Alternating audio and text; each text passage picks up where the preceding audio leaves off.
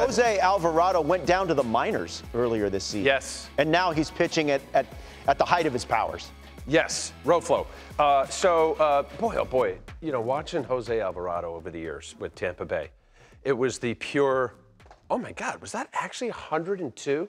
Sinker, right? All over the place. Two-seam, high release point, yanks as hard as he can, but wild. So as Roflo said, before we get into the tape, here it is right here. That's exactly what I look at. Bang. Okay.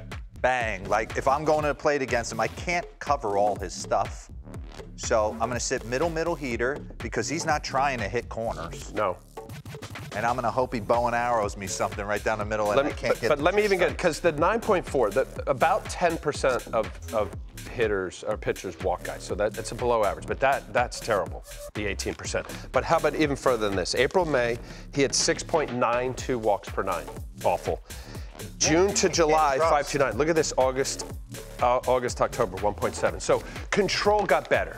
So what happened? Yeah. Let me just go through a little tape here. He added a cutter, too. Well, so here, and not only did he add the cutter percentage, but he's throwing it a lot harder, which actually makes the 102 even much more difficult, right? So, yeah, Jose Alvarado was a guy that super high to low, if you see that, and it's a pure yank.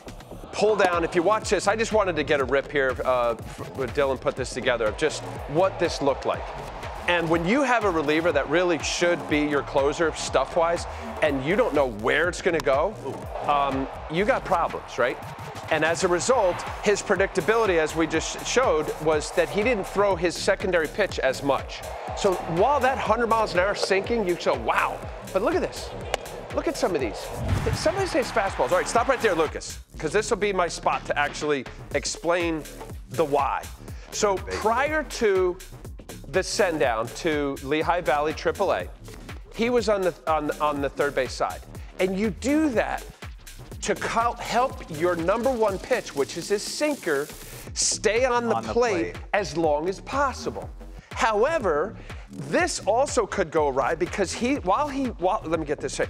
He lets that ball go, and he's super high release, and he pulls down. Yeah. And as a result, he's on, I wish this was a pitcher's rubber, but let's just pretend here. Lucas, come down here. Can you get one of your guys? See here? Yeah, thank you.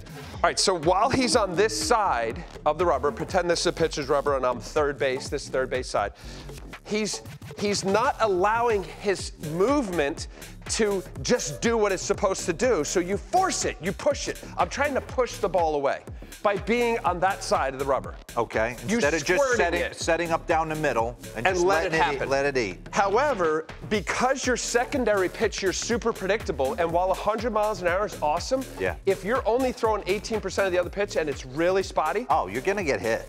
All right, so now go to the next frame. Okay.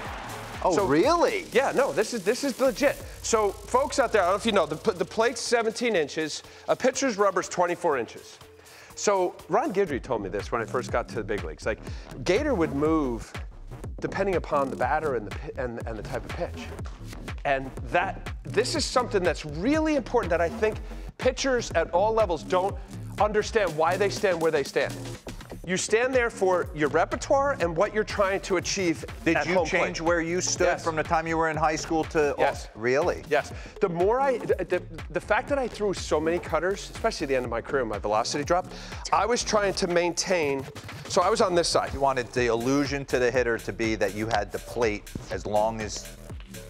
You could. So here, let me ask you before we get into tape, and they're going to start yelling at me here. No, we're good. Why would you? So here, you see this. This is discernible. Yeah, I would notice. I would notice it. But discernible because often when guys are on the mound, you feel naked out there. It's all of a sudden you're like, wait a minute, I'm over here, and now you want me to over here? Everything just looks weird. It does. Why would a guy, and you said you don't do it, what would be the purpose of a similar thing to move in the box to do what? Well, a guy like Alvarado, or a guy like yourself, right? You want to back off the plate to create more room to get to your cutter. So I would actually not want to do that because I want to find out like where the strike zone is, and I don't want to force myself to start swinging at stuff off the plate. You saw Anthony Rizzo move up in the box throughout the course of the ALCS because he wanted to catch that breaking ball before it really So those are reactionary moves and positions in the box based on what the pitcher's doing. Yeah. This is done for guys to maximize command and where the ball release is.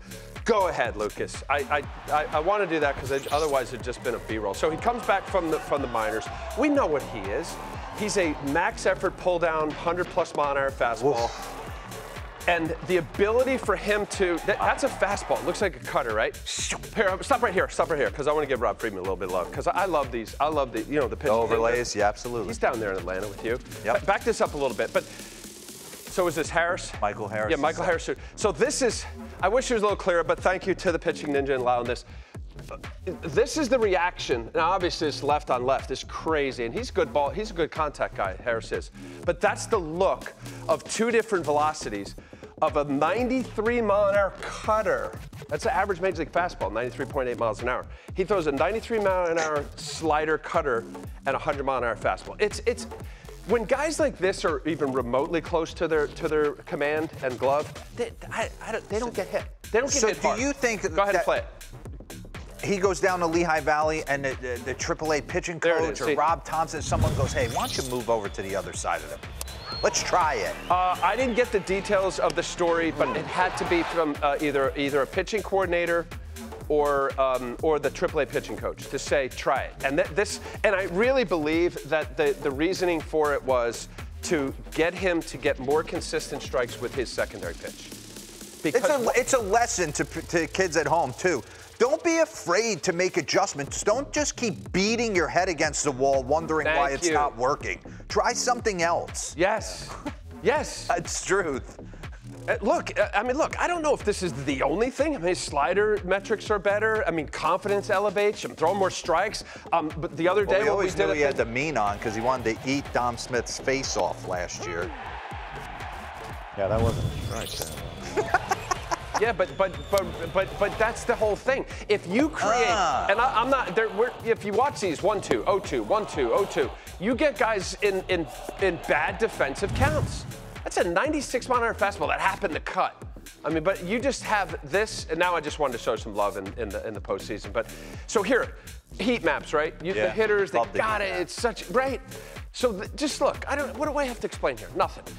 This was his cutter slider. All balls. Ball. So I'm a left-handed batter or right-handed batter is what you just said. I'm not going to move back on it. Why should I? Because his consistency of throwing strikes is not good. And I'm going to look for 100, and I hope I time it and I click it. Yeah. Look what here. I mean, this is precise. You're swinging at that. This is a guy that throws 93 or 94. Has to be Look at all perfect. the dirt balls. Yeah. No, this is so. Ultimately, what is it? And what a few days ago, we did it on first pitch strikes. Both you had Nola or Zach Wheeler. It was like 18 to 23 batters. Nola was like 70%. You said you were down there in Orlando with your son. Like, yeah, 12-year-olds, 13-year-olds, get ahead, throw strike one. You put hitters in defensive counts, and now you get just next level stuff with a guy like Jose Alvarado and his stuff. Boy, oh boy, Roflo, I'll say, he's just going to be. I'm going to jump on this too because I saw Travis Hafner down there. His son was playing in the same tournament, and the first thing he said to me, "How about the Phillies?" This is just a B-roll of him dominating. He struck out 8 guys. How about Rob Thompson? He goes, D-Roll, everybody who plays for this guy or has been around him absolutely loves him.